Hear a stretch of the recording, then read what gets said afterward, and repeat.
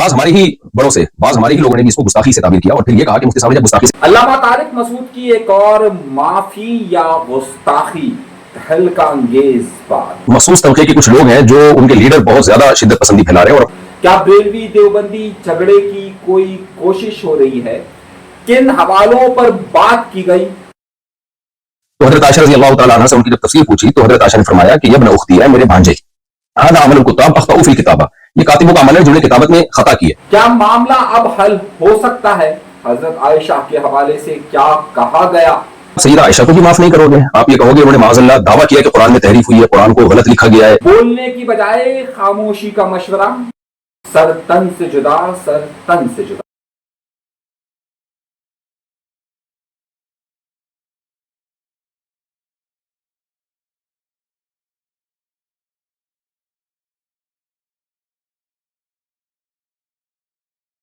اپنے پروگرام کا باقاعدہ آغاز کرتے ہیں اپنے پروردگار کے شکر سے. ایک بہت اہم اور ایک نئی ویڈیو علامہ طارق مسعود صاحب کی طرف سے لگائی گئی. علامہ طارق مسعود صاحب کی طرف سے اس میں کہا گیا کہ سر سید تھانے کے باہر یہ نعرے لگائے جا رہے ہیں کہ گستاخ کا سر تن سے جدا، سر تن سے جدا، اور سر تن سے جدا ہونے کے نعرے لگائے جا رہے ہیں علامہ طارق مسعود صاحب پر. آئیے اب ایک کہانی میں نیا رخ آیا ہے جو انہوں نے، یہ آپ نے دیکھا ہوگا کہ جس میں انہوں نے تھمبنیل دیا تھا کہ سر تن سے جدا، اس میں ایک نیا جھگڑا شروع ہو چکا ہے اور اب یہ معاملہ تھمنے کا نام نہیں لے رہا ہے. اس سے پہلے کہ میں آپ کو چند حقائق بتاؤں کہ اب معاملہ کس نوعیت پر پہنچ چکا ہے، اس سے پہلے میں ایک بات ضرور کہنا چاہوں گا کہ عام طور پر اپنی ریٹنگز کے حصول کے لیے بعض اوقات بولنے سے زیادہ بہتر ہے کہ آپ خاموشی اختیار کریں، اور ہمارا دین بھی یہی کہتا ہے کہ جہاں پر آپ کو گفتگو کرنی ہو وہاں پر گفتگو کیجیے، اور جہاں پر آپ کو خاموش رہنا ہو وہاں پر خاموشی بہتر ہے. ہوا یہ کہ علامہ طارق مسعود صاحب کی طرف سے جب یہ بات نعوذ باللہ کہی گئی تھی کہ قرآن کے اندر گرامر کی مسٹیکس ہیں، تو ہم نے ایک ویڈیو لگائی تھی جو آپ نے دیکھی ہوگی کہ جس میں ہم نے ڈاکٹر ذاکر نائک کے حوالے سے بیان لگایا تھا. اس کے بعد انہوں نے ایک معافی مانگی اور معافی میں انہوں نے کہا کہ بظاہر یہ گستاخی لگ رہی ہے. تو اس وقت دیوبند کے کئی علماء کرام، مسلک دیوبند جس سے علامہ طارق مسعود صاحب کا تعلق ہے، انہوں نے بریلوی مسلک سے تعلق رکھنے والے کئی علماء کرام نے کہا کہ یہ اب بھی اپنی غلطی کو مان نہیں رہے بلکہ اس گستاخی پر قائم ہے. اس کے بعد انہوں نے اپنا دوسرا معافی نامہ جاری کیا اور معافی نامے میں انہوں نے یہ کہا کہ میں تمام باتوں سے جو میں نے کہی ہے اس سے میں معافی مانگتا ہوں. انہوں نے کہا کہ اگر تین چیزیں، میں اپنے لوگوں سے معافی مانگتا ہوں، تمام مسلمانوں سے معافی مانگتا ہوں، اللہ سے توبہ کرتا ہوں اور اپنے فعل پر رجوع کرتا ہوں. اس کے بعد بہت سارے جو دیوبند مسلک سے تعلق رکھتے ہیں علماء کرام، انہوں نے کہا کہ ٹھیک ہے، یہاں تک کہ انجینئر محمد علی کہ جس کے ساتھ بہت بڑا جھگڑا ہے علامہ طارق مسعود صاحب کا، انہوں نے بھی کہا کہ جناب یہ معاملہ ٹھیک ہے، چلیے اگر یہ ہوتا ہے. بہت سارے بریلوی علماء کرام نے بھی کہا کہ چلیے اگر وہ رجوع کر رہے ہیں تو کوئی مسئلہ نہیں ہے. مگر اب نیا جھگڑا شروع ہو گیا. اب جھگڑا یہ شروع ہو گیا کہ جب انہوں نے ایک نئی ویڈیو یہ جس میں انہوں نے ذکر کیا ہے کہ سر تن سے جدا، اس کا انہوں نے ابتدا یہ کی کہ جناب والا ہمارے کچھ لوگ، یعنی کہ ان کا مطلب تھا کہ دیوبند مسلک سے بہت سارے لوگوں نے انہیں گستاخی کہا تھا، لیکن جب انہوں نے معافی مانگی تو اس کے بعد انہوں نے کہا چلیے معاملہ ٹھیک ہے.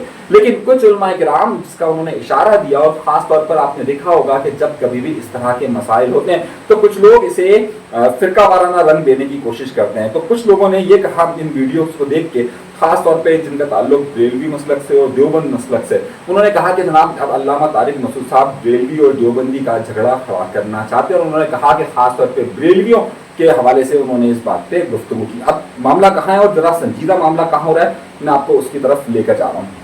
اب انہوں نے اپنی جو نئی ویڈیو اپلوڈ کی اس کے اندر انہوں نے معافی کا اظہار تو اس طریقے سے کیا ہی، لیکن انہوں نے ایک نئی بات کر دی، اور جس کے بعد اب نیا مسئلہ کھڑا ہو چکا ہے اور نئی چیزیں آ چکی ہے.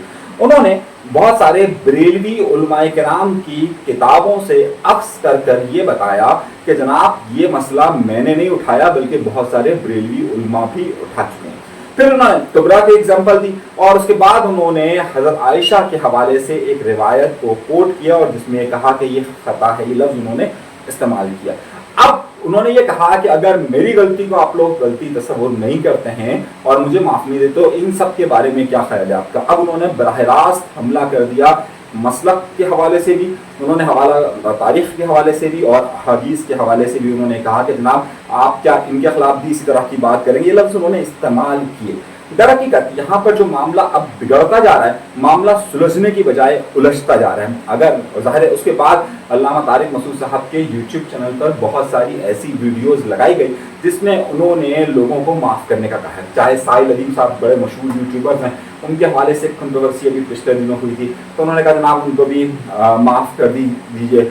एक वो आपको याद होगा कि बड़ा मसला हुआ था जिस पर शहबाज जो वो क्या नाम है, सलमान तासीर साहब का कत्ल हुआ था, उस हवाले से भी उन्होंने कहा था कि जनाब इसे मामले की जांच करनी चाहिए। उन्होंने कहा कि जनाब मैं तो शुरू से ही लोगों की जांच पड़ताल कर किसी पर इल्ज़ाम की बात करता हूँ, लेकिन मुझ पर इल्ज़ाम बराह रास्त लगाया जा रहा है। उन्होंने बहुत सारी वीडियो इस तरह की अपलोड की। अब मामला क्या हो गया है? मामला ये हो गया है कि जो लोग ख़ास तौर पर वो ये बात जाहिर करना चाहते थे कि जनाब देवबंद मसलक वालों ने यकीनन उनकी गुस्ताखी को कहा था, लेकिन उन्होंने उनको माफ़ी को तस्लीम कर लिया, बेलवी मसलक से माफ़ी नहीं हुई, और फिर इन्होंने अब मुख्तलिफ किताबों के हवाले देखकर ये जुमला इस्तेमाल किया, बाकायदा इस वीलॉग के अंदर आप सुन सकते हैं कि जिसमें उन्होंने एक जुमला कहा कि जनाब क्या इनके खिलाफ किस तरह की बात होगी, ये ख़तरनाक इंडिकेशन है। अब मौलाना तारिक मसूद का मामला हल कैसे हो सकता है? इसी तरीके से उन्होंने उम्मी को भी डिफाइन किया और उन्होंने अनपढ़ यानी कि पढ़ना लिखना नहीं जानते उसको, और फिर जो दीगर मसालिक के हवाले से इसमें डेफिनेशन हैं उसको भी जिक्र किया।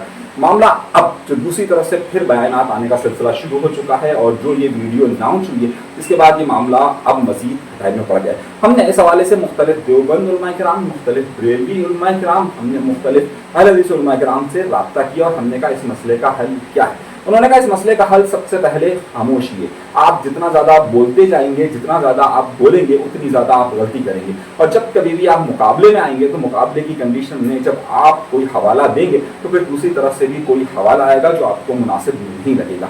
इसलिए बेहतर यह है कि जब आपने माफ़ी मांग ली है तो फिलहाल आप खामोशी इख्तियार करें, लेकिन आप मुसलसल एक के बाद दूसरी वीडियोस बना रहे हैं जिसकी वजह से मज़ीद तदादात बढ़ते जा रहे हैं और मज़ीद लोग प्रोवोक होते जा रहे हैं। और फिर जिस तरह खुद इस वीडियो के अंदर अल्लामा तारिक मसूद साहब ने फरमाया कि सर सैयद खाने के बाहर ये नारे लगे कि गुस्ताख का सर तम से जुदा, सर तम से जुदा।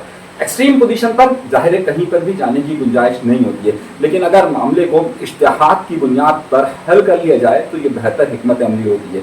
हम अपने प्रोग्राम के ज़रिए यही बात कर सकते हैं कि इज्तिहाद इसका बेहतरीन रास्ता है, ना कि एक दूसरे के खिलाफ बयानात देना, ना कि एक दूसरे के खिलाफ हवालों को लेकर आना, फिर उससे मज़ीद तनाज़ात को फ़रोग़ देना, फिर मुबाहिसे और फिर मुनाजरे की कैफियत पैदा करना और दोनों तरफ से लोगों को उकसाना, ये ठीक अमल नहीं है। बेहतर ये कि उलमाए किराम इस मामले पर इज्तिहाद की गुंजाइश पैदा करें और इज्तिहाद की बुनियाद पर ही ये मामला हल हो सकता है, इसके अलावा नहीं हो सकता है। अल्लामा तारिक मसूद साहब ने जो भी गुफ्तगू की है, मैं ये समझता हूँ कि उनके साथ बैठ कर मुख्तलिफ उलमाए किराम को, चाहे उनका ताल्लुक मुख्तलिफ मसालिक के साथ हो, उन सबको बैठ कर इज्तिहाद की तरफ जाना चाहिए। और फिलहाल अल्लामा तारिक मसूद साहब को कुछ दिनों के लिए खामोशी इख्तियार करनी चाहिए जब तक कि इज्तिहाद का अमल मुकम्मल ना हो जाए। अगर आपने चैनल सब्सक्राइब नहीं किया तो सब्सक्राइब जरूर कीजिएगा। हदीस मंसूरी को दीजिए इजाज़त। अल्लाह के बाद।